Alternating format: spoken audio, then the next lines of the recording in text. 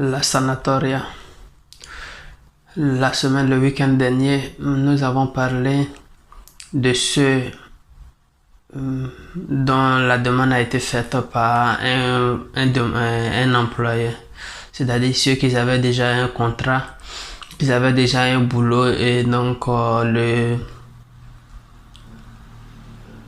le patron a procédé soit à la modification du contrat ou bien à la régularisation de l'employé. Nous avons évoqué quelle est l'étape suivante à suivre. Et aujourd'hui, nous allons nous intéresser à ceux qui n'avaient pas de boulot et donc qui ont fait la demande de la sanatoria pour l'obtention d'un permis de séjour d'attente de recherche d'occupant de boulot. Donc aujourd'hui, c'est à ceux-là nous allons nous intéresser, c'est-à-dire ceux qui ont fait la demande de la sanatoria avec le kit postal. Salut, je suis Fanny Yaya, bienvenue sur la page Immigration et Intégration. Ici, j'aborde les questions relatives au permis de séjour et les opportunités pour les immigrants en Italie. Et je parle également des procédures à suivre pour ceux qui désirent venir en Italie. Donc, si tu n'es pas encore abonné, abonne-toi à la chaîne et active la cloche de notification pour ne rater aucune de nos vidéos que nous faisons chaque week-end. Aujourd'hui, nous allons voir qu'est-ce qu'il faut faire avec le kit postal. Une fois que vous avez fait la demande avec le kit postal pour l'obtention d'un permis de séjour pour recherche de boulot. Alors, lorsque vous faites la demande, rappelez-vous que la poste vous donne un reçu. Et ce reçu de la poste déjà peut vous permettre de chercher un boulot. Et il est bien de rappeler que ce permis de séjour pour recherche d'emploi est pour 6 mois. Donc dans 6 mois, celui qui va bénéficier doit se trouver un boulot afin de pouvoir convertir ce permis de séjour-là en permis de séjour de travailleur subordonné. Donc avec le kit, je disais, vous pouvez chercher du boulot, mais en attendant que la costura vous appelle pour prendre les empreintes et vous délivrer le permis de séjour de recherche d'emploi pour de 6 mois. Alors, en ce moment-là, il y a souvent des difficultés auxquelles les gens sont confrontés parce qu'il y a des permis ça a déjà commencé, voilà, la procédure a déjà commencé et vous savez, la méthode de travail de chaque costura est différente de l'autre. Donc, il y a des costuras qui sont en train de refuser pour certaines personnes pour plusieurs motifs. Et là, les feuilles, la copie qu'on vous donne où est mentionné le motif pour lequel vous êtes refusé est mentionné. Voilà, donc si vous êtes dans ces cas-là, souvent les motifs évoqués peuvent être un permis de séjour expiré depuis fort longtemps, ou bien ça peut être, on peut vous dire pour domicile, voilà, que vous n'êtes pas domicile, on ne sait pas, pour un problème de domicile en tout cas, ça peut être ce cas.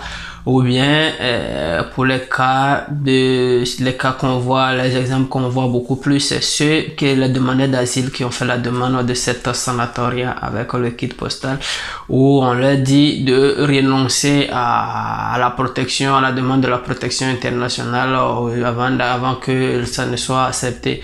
Pourtant, ce n'est nullement signifié qu'il faut renoncer. Il est bien clair que les deux procédures peuvent suivre leur cours sans que le demandeur puisse renoncer à une procédure au profit de l'autre.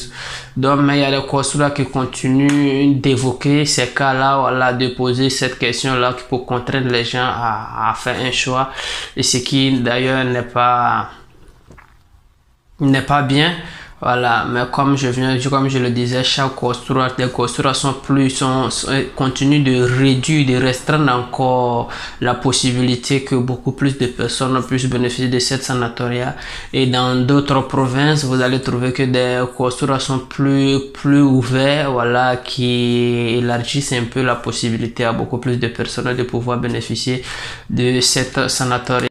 Donc, lorsque vous êtes accepté, lorsque la costura vous appelle pour les emprunts et que vous êtes accepté, l'intéressé, le bénéficiaire a 6 mois pour se trouver un boulot afin de convertir ce permis de séjour en un permis de séjour de travailleur subordonné.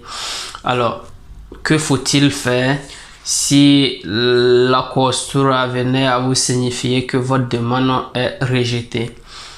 Alors, il faut savoir que lorsque la Questura vous appelle pour vous donner cette fiche pour dire que, ou pour mentionner le motif pour vous dire que votre dossier n'est pas recevable, le motif est mentionné. Ils vous diront pourquoi votre demande ne peut aboutir.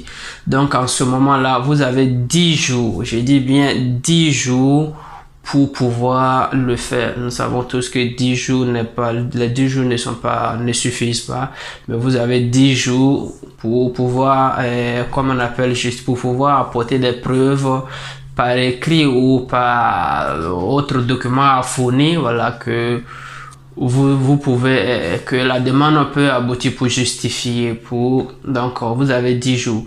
Et dans ce cas-là, le conseil que nous donnons aux gens, c'est de vous approcher, un avocat. Voilà, on vous conseille de rentrer en contact avec un avocat parce que surtout le cas des demandeurs d'asile.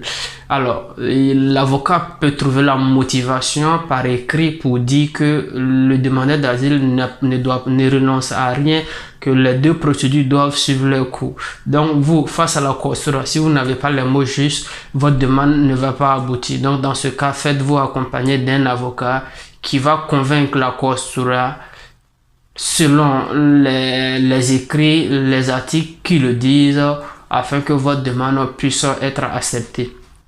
Donc, chers amis, c'était la vidéo d'aujourd'hui. On se donne rendez-vous pour d'autres numéros. Donc, vous qui avez fait la demande avec les kits, déjà la procédure a commencé. Et certains cas sont en train d'être refusés. Donc, si vous vous retrouvez dans ces cas, rappelez-vous que vous avez seulement que 10 jours pour pouvoir faire la demande. Donc, dans ce cas, il serait préférable que vous consultiez un avocat qui va vous aider, vous accompagner pour pouvoir justifier et prouver devant la Questura que votre demande peut aboutir. Donc, si tu n'es pas encore abonné, je te demande de t'abonner, d'activer la cloche de notification pour ne rater aucune de nos vidéos que nous faisons chaque week-end et on reste ensemble. Merci de me laisser en commentaire ce que vous pensez. Bon week-end à vous. Pendant les 10 jours, si vous ne faites pas la demande, ça veut dire que votre demande est automatiquement annulée, ne peut aboutir. Donc 10 jours, vous devez être en mesure d'apporter les preuves d'écrit à la Questura. Mais si vous restez silencieux, alors cela veut dire que votre demande est annulée automatiquement.